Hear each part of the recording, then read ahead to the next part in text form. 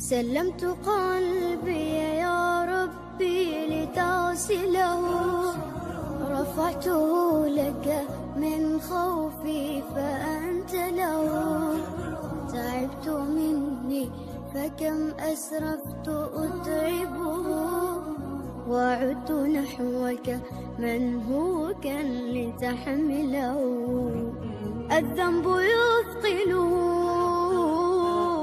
والعشق يحرقه فأين أمضي وحولي الوزر والوله বিসমিল্লাহির রহমানির রহিম। এটা হচ্ছে আমার রান্নাঘর, আমার কিচেন। ছোট্ট কিচেন, অনেক ছোট, অনেক হয়তো অনেকের কাছে অনেক হিজিবিজি মনে হতে পারে। তারপরে আমি আমার রান্নাঘরটা অনেকেই বলতেছেন একটু দেখাতে। তো রান্নাঘরের ডোরকে আমি এইভাবে চাপিয়ে দিই, তাহলে মোটামুটি এদিক খোলামেলা থাকে। এই রান্নাঘরটা হচ্ছে 6 ফিট বাই 10-11 ফিট হবে আর কি।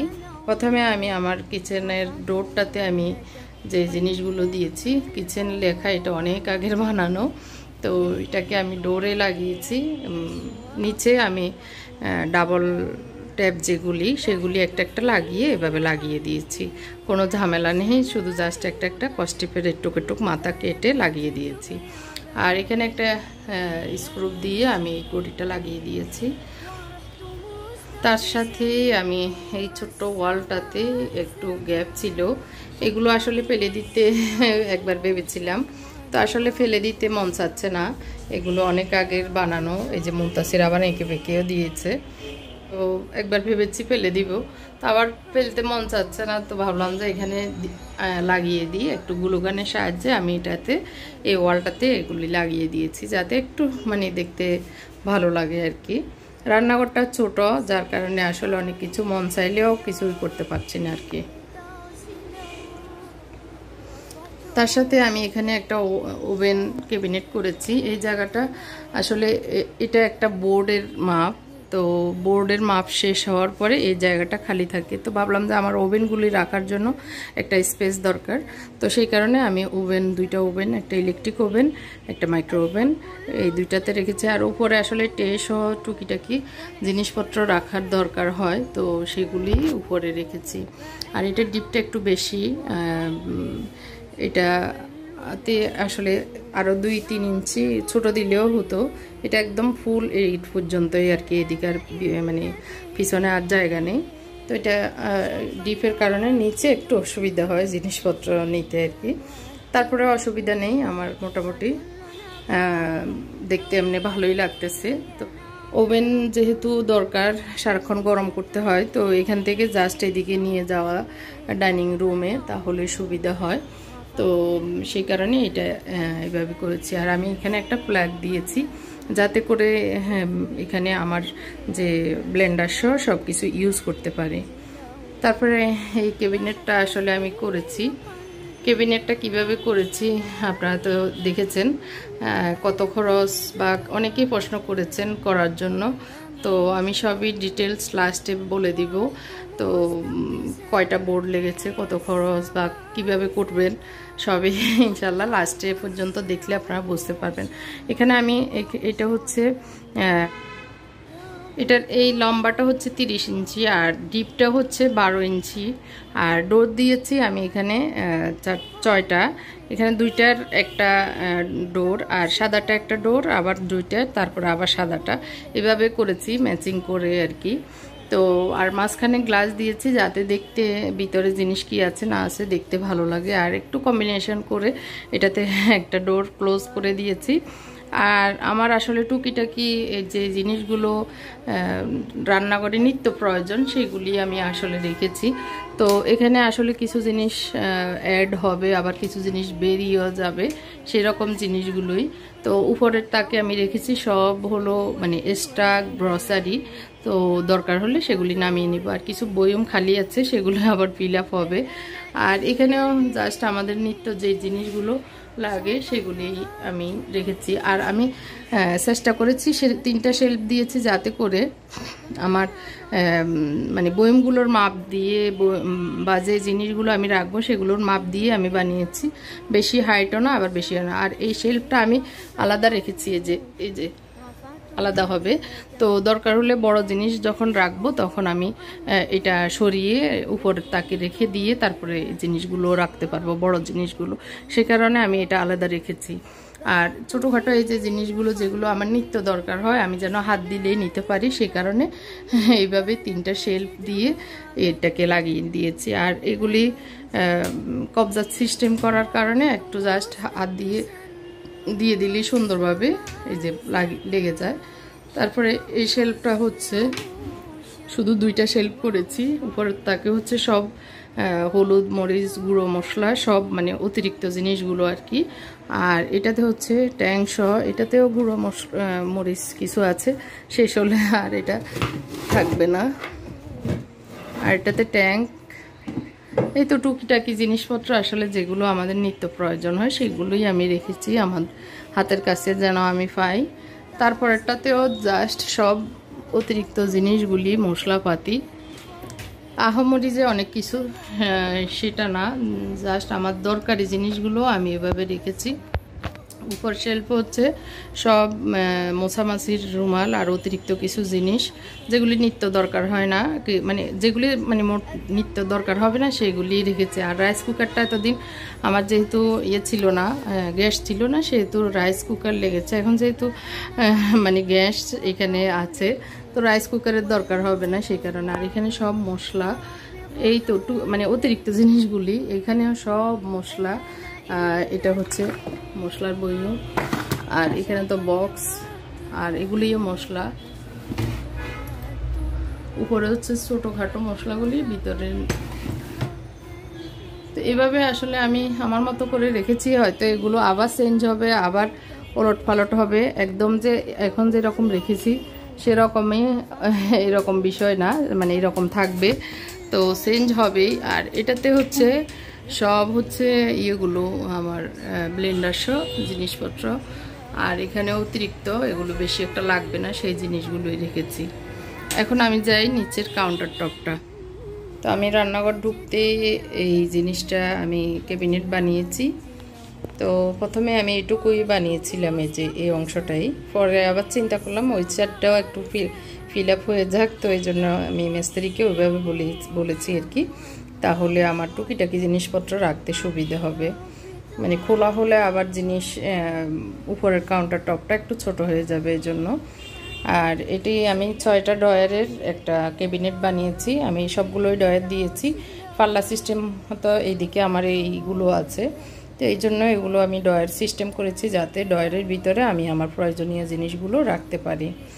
আর এটা আমার মানে যে মিরপুরের রান্নাঘর সেটাতেই ছিল, তো ভাবলাম যে এখানে এটা যেহেতু আছে লাগিয়ে দিই। আর এখানে হচ্ছে যে এটা একটা কেকের মোল্ড, এটাকে ঘুরিয়ে আমি এই ফাঁস করে এই ছোটোখাটো জিনিসগুলো নিতে পারি। আর এগুলো প্রতিদিন যে লাগে তা না, যখনই লাগে আমি যেন এখানে হাত দিলেই নিতে পারি। আর এখানেও কিছু আমার এগুলো হলুদ মরিচের বক্স। আর এগুলি ইউজ করতে আমি খুব অভ্যস্ত, মানে খুব আরাম পাই, কারণ মশলার বক্স নিয়েছি আরও অন্যান্য অনেক কিছু ইউজ করে দেখেছি, কারণ আমার কাছে ভালোই লাগে না। আমার এটাই মনে হয় খুবই সহজ। এভাবে নাও, চামচ আছে আর দিয়ে দাও, তো এটা সহজ মনে হয় আর কি। আর এটা তো তেলের বোতল, এভাবে রেখেছি একটা নিচে প্লেট দিয়ে ঘি। আর এগুলো হচ্ছে সব শুকনো গুঁড়া মশলা যেগুলি নিত্য ইউজ হয়। অতিরিক্তগুলো তো বড় বইমে রেখেছি। এখানে হচ্ছে লবণ, অতিরিক্ত বেসন, আর এই তো মানে প্রতিদিনের দরকারি জিনিসগুলো। আর এটা একটা গাছ আমি এখানে রেখেছি, আমার কাছে অনেক ভালো লাগে। এটা একটা কেটলির ভিতরে। আর এগুলি রিসেন্টলি আমি নিয়েছি, তো এগুলিতে এখন টুকিটাকি জিনিস রাখতে ভালোই লাগে।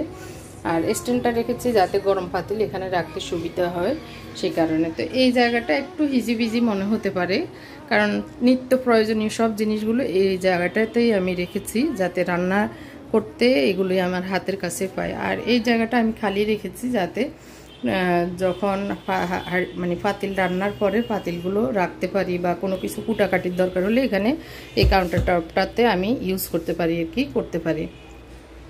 আর এখানে একটা কিউট টলি, আর এগুলো হচ্ছে ফ্রিজেটে। আর এখানে আমি তিনটা এগুলো সার্ভিং মানে পাতিলের নিচে রাখারই এখন তো ভুলে গেছি। তো যাই হোক, আমার কাছে ইয়েগুলো সুন্দর লাগে, সেই কারণে আমি ঝুলিয়ে রেখেছি।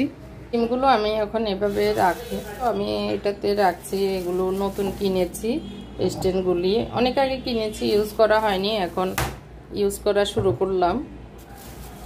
তো দেখতে অনেক সুন্দর লাগে। আর এগুলো এভাবে রেখে আবার সিদ্ধ করা যাবে পাতিলে দিয়ে। কর্নারে রাখছি কারণ এটার নিচে অন্য কিছু রাখলে দেখা যায় না বেশি একটা, তো এই কারণে এগুলি এখানে রাখবো।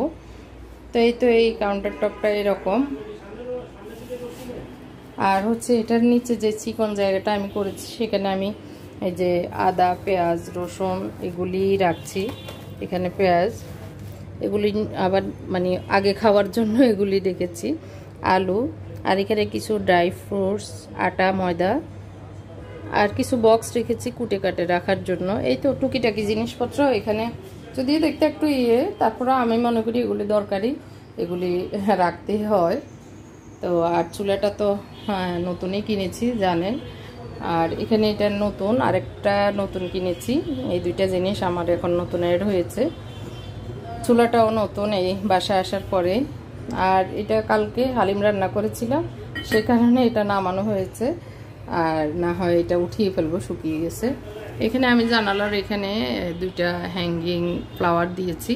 এটা তো চিককে আমি বানিয়েছিলাম মিরপুরের বাসায়, অনেক কিউট লাগে আমার কাছে।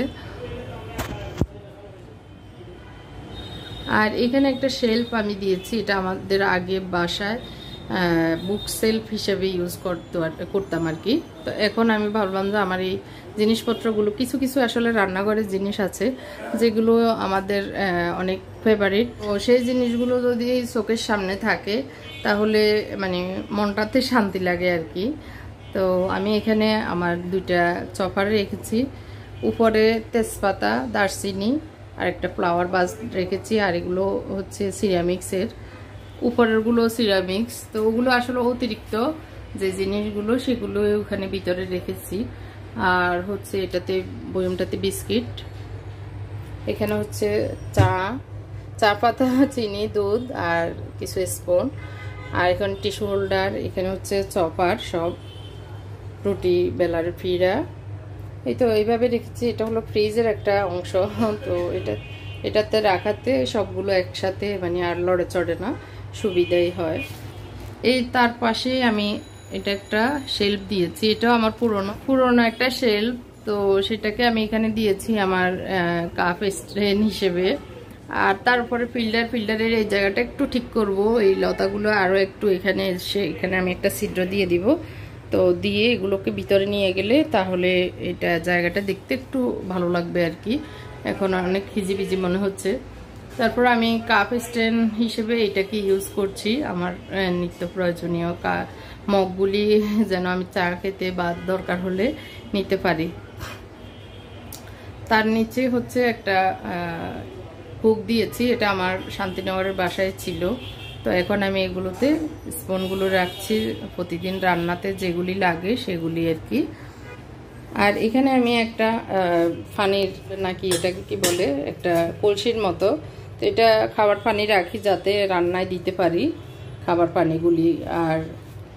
আর কলের সাথে আমি এখন এটা ঝুলিয়ে দিয়েছি, এটা এখন অ্যাভেলেবেল পাওয়া যায়। এটাতে যে জিনিসগুলো আমাদের স্ক্রাবগুলো রাখতে পারি, এখানে ভিমবার, আর ভিমবারের এটা খুব সুন্দর কিন্তু এখন দেখতে একটু খারাপ লাগতেছে।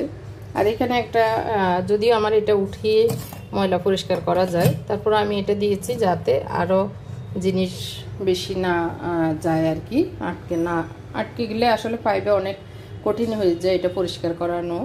তো এই কলটা দিয়ে আমার খাবারের পানি আসে। আর এই ফিল্টারের কথা অনেকেই জিজ্ঞেস করেছেন, ফিল্টারটা অনেক ভালো, এখন আজকে প্রায় 3 বছর মতো ইউজ করছি, এখনও তেমন কোনো সমস্যা হচ্ছে না। তো আমার পরিচিত এক লোকের কাছ থেকেই নিয়েছি, উনি ভালো মানুষ।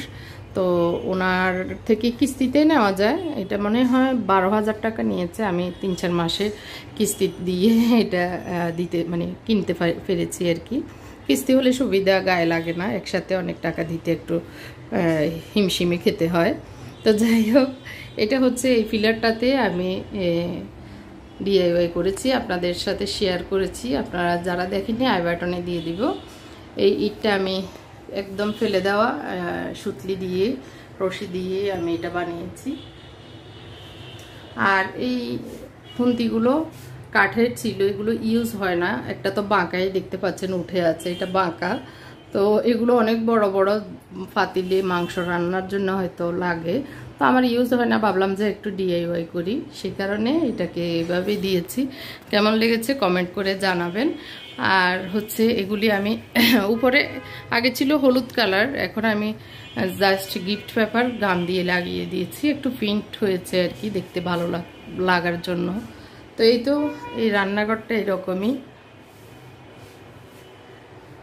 আর উপরে ক্যাবিনেট আছে, উপরে বড় বড় পাতিল টাতিল যেগুলো অতিরিক্ত সেগুলি রাখি আর কি। আর এখন যেরকম দেখা যাচ্ছে,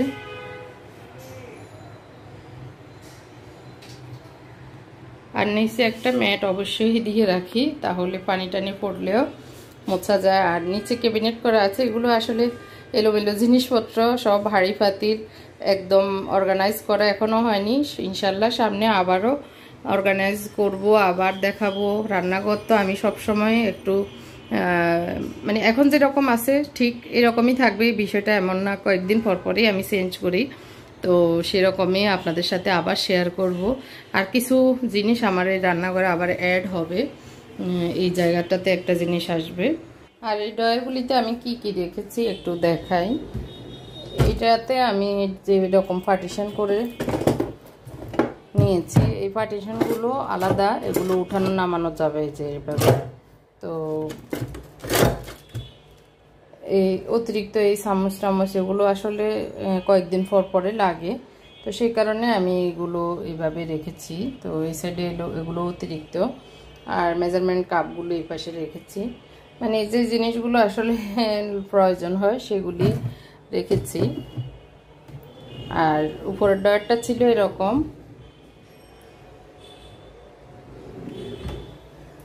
দ্বিতীয় ডয়ারটাতে আমি সব বাটি, তারপরে মানে বাটি টাইপের সব কিছু আর কি এখানে রেখেছি। তো এর পরেরটাতে হচ্ছে সব পাতিল,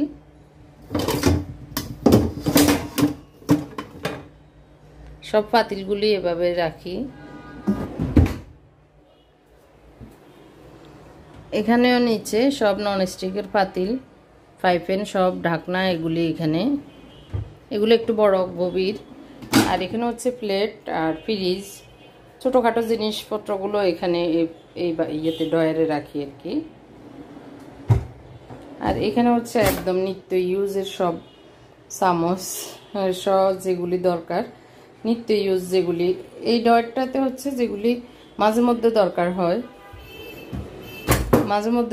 সেগুলি এই ডয়ারটাতে রাখি। আর এটা হচ্ছে একদম নিত্য যেগুলি দরকার হয় সেগুলি এটাতে। তো যাই হোক, এরকমই। কেমন লেগেছে আমার আজকের এই রান্নাঘর ট্যুরটি অবশ্যই কমেন্ট করে জানাবেন। যদিও অনেক লং হয়েছে ভিডিও, তো সেজন্য ক্ষমা চাচ্ছি। আল্লাহ হাফেজ, আসসালামু আলাইকুম।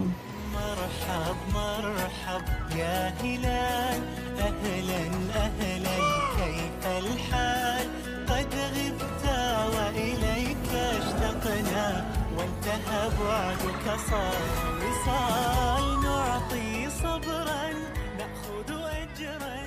এখন আমি চলে যাচ্ছি সেকেন্ড পার্টে, যেটা আমি শুরুতেই বলেছি লাস্টে বলবো। অনেক বোনের প্রশ্ন, অনেক কোশ্চেন যে আমার এই রান্নাঘরের যে ক্যাবিনেট করেছি সেটা কিভাবে করেছি, কত টাকা খরচ হয়েছে, মানে এভরিথিং একটু বলার জন্য। তো এখন আমি সেই পার্টটাতেই যাচ্ছি।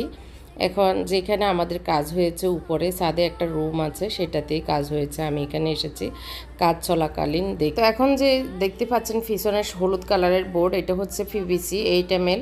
এটা আমি 3.5 এনেছি 1600 টাকা করে। এটা প্লাস্টিকের হওয়ার কারণে একটু দাম বেশি, আর না হয় যেগুলি নর্মাল সেগুলি হচ্ছে 900 থেকে 1100-1200 টাকার ভিতরে পাওয়া যায়।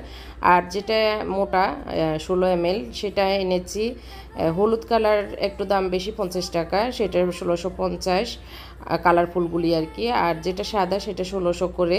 তো হলুদ কালার 2 পিস এনেছি আর সাদাগুলি এনেছি 5 পিস। তো আমার হলুদ কালারে একটা পিস ফেরত দিয়ে দিয়েছি, ওটা লাগেনি। আর এখানে আমার ক্যাবিনেট রান্নাঘরের মানে আপনারা দেখতে পেরেছেন যা যা লেগেছে। আর হচ্ছে আমার একটা বুক শেলফ বানিয়েছি, সেটাও আপনারা দেখেছেন। তো টোটাল এটাই। আর আনুষঙ্গিক কিছু গাম ফেরাগ সহ এগুলি লেগেছে 2-3 হাজার টাকার মতোই আর কি। তো সব মিলিয়ে আসলে আর মিস্ত্রি খরচ আমি 250 টাকা করে পার স্কোয়ার ফিট দিয়েছি। ও পরিচিত আমার, এই কারণেই একটু কম নিয়েছে, না হয় ওরা 300 টাকা করেই কাজ করে। তো মোটামুটি আসলে যেহেতু লাগবে এই জন্যই আমি আমার মতো করেই করেছি। আর পিভিসি যে 8 ml সেটা একটু ভালো কোয়ালিটি দিয়েছি 1600 টাকা করে, না হয় আর কম দিলেও মানে আর একটু খরচ কমতো। তো এই তো। আর এমডিএফ বোর্ড একটা কিনেছি, সেটা আমার শোকেসের ডোর লাগানোর জন্য। তো সেটা 1600 টাকা দিয়ে, না সরি, ওইটা 2800 টাকা, মেবি 2800 টাকা নিয়েছে ওইটা একটা এমডিএফ বোর্ড। তো আর কিছু গ্লাস লেগেছে, গ্লাসে মেবি 2200 টাকার মতো টোটাল আমার শোকেসের গ্লাস সহ, বা 1400 টাকা না 1600 টাকা এরকমই হবে আসলে, 1500 থেকে 2000 টাকার ভিতরে আর কি। আমার, তুমি তো অনেক দিন থেকে কাজ করো, সে আজকে কয় বছর, 7 বছর মনে হবে। তুমি এবং একজন হচ্ছে ওর নাম হচ্ছে কিশোর, ওই হিন্দু যেটা আমার ওই ফ্ল্যাটে কাজ করছে। তো তোমরা আমার কাজ করো, আমার তোমাদের কাজ ফিনিশিং সুন্দর। এখন যদি কোনো কেউ কাজ করাইতে চায় করতে পারবা তো না? যেখানে মানে ঢাকা শহরের যে জায়গায় হোক করতে পারবা। তো তোমরা তো পার স্কোয়ার ফিট হিসেবে কাজ করো, আমারও কাজ পার স্কোয়ার ফিট হিসেবে করতেছ, মানে ওই যে ডেলি হিসাব না, এইসব কাঠের হিসাব হচ্ছে বোর্ড বা কাঠ যেটাই কাজ করো ইয়ের হিসাব, পার স্কোয়ার ফিট হিসাব। তাহলে পার স্কোয়ার ফিট হিসাব কত করে নিবা আমার বন্ধুদের উদ্দেশ্যে একটু বলবা, বলো। 300 টাকা করে পার স্কোয়ার ফিট। তো সুন্দর করে তোমার কাজ তো ফিনিশিং আমি বলবো ভালো, আর বাকিটা পরে আমার ভিডিওতে তো দেখবে সবাই। তো করতে পারলে ওই যে নাম ঠিকানা তোমার হচ্ছে, নাম হচ্ছে আব্দুর রহমান, আর তোমার নাম্বার যদি কেউ চায় আমি দিয়ে দিব আর কি, কেমন? আর ইন্টেরিয়র কাজ আমি যদি আমার কাছ থেকে করাই কেউ, আমার পরামর্শ নেই, সেটা তো আমি দিবই, অসুবিধা নেই। আচ্ছা, তো অনেকেই মিস্ত্রির নাম্বার চেয়েছেন, আমি স্ক্রিনে দিয়ে দিয়েছি, আপনারা ওর সাথে যোগাযোগ করে আপনাদের টুকিটাকি কাজও করাই নিতে পারেন। ও ছেলেটা ভালো, নামাজি, পরেশগার, তো ব্যবহার অনেক ভালো। তো সেই হিসাবে আমার কাজগুলিও খুব মনোযোগ দিয়ে সুন্দর করে করে। তো আমি ঘরে আনার পরে এগুলো সেট করতেছে। এখন আমি একটু মেজারমেন্টগুলো বলে দিচ্ছি। উপরের যে ক্যাবিনেট সেটার ডিপটা হচ্ছে 13 ইঞ্চি, আর লম্বাটা হচ্ছে পুরো একটা বোর্ডের যে লম্বা সেটাই। আর উপরে লংটা হচ্ছে উপরের দিকে আর কি 30 ইঞ্চি। আর ডয়ারগুলির মুখ হচ্ছে ছোটো, মানে একদম উপরেরটা হচ্ছে 9 ইঞ্চি, তারপরে 7 ইঞ্চি, মাঝখানেরটা 9 ইঞ্চি, তারপরে একদম নিচেরটা 10 ইঞ্চি 12 ইঞ্চি। তো আর নিচের যে কাউন্টার টপটা সেটা হচ্ছে মানে চড়াটা হচ্ছে 16 ইঞ্চি, আর লম্বাটা হচ্ছে যতটুকু বোর্ড লম্বা সেইটুকুই। আশা করি আমার আজকের এই ভিডিওটি আপনাদের জন্য হেল্পফুল হবে। আপনারা আশা করি কম খরচে এরকম করতে পারেন। তো পার স্কোয়ার ফিট হিসেবে ওর মজুরিও এসেছে। আমার এখানে একটা বুক শেলফ এবং রান্নাঘরের ক্যাবিনেট আরও টুকিটাকি, মানে যখন বোর্ড বেসে যায় আমি ওগুলো আলাদা করে নিই, তো সেটার আলাদা একটা 1-2 হাজার টাকা 1500 টাকা আমি এক্সট্রা দিয়ে দিই, তো সেটা আলাদা হিসাব। তো আসলে একটা কাজ করতে গেলে অনেক কিছুই করা যায়। তো যাই হোক, আমার এই রান্নাঘর ট্যুর, আমার এই ক্যাবিনেট বা ফুল ভিডিওটি আপনাদের কাছে কেমন লেগেছে কমেন্ট করে জানাবেন। আর যারা নতুন এসেছেন আমার চ্যানেলে, এখনও আমার চ্যানেলটি সাবস্ক্রাইব করেননি, প্লিজ আমার চ্যানেলটি সাবস্ক্রাইব করবেন এবং পাশে থাকা ছোট্ট বেল বাটনটিও চাপ দিবেন, যাতে করে আমি যে নিয়মিত ব্লগ দিই সেগুলির নোটিফিকেশন আপনার কাছে চলে যায়। লং ভিডিও হওয়ার জন্য অনেক বেশি সরি, দুঃখিত। তো আশা করি আপনাদের প্রশ্নের উত্তর পেয়েছেন।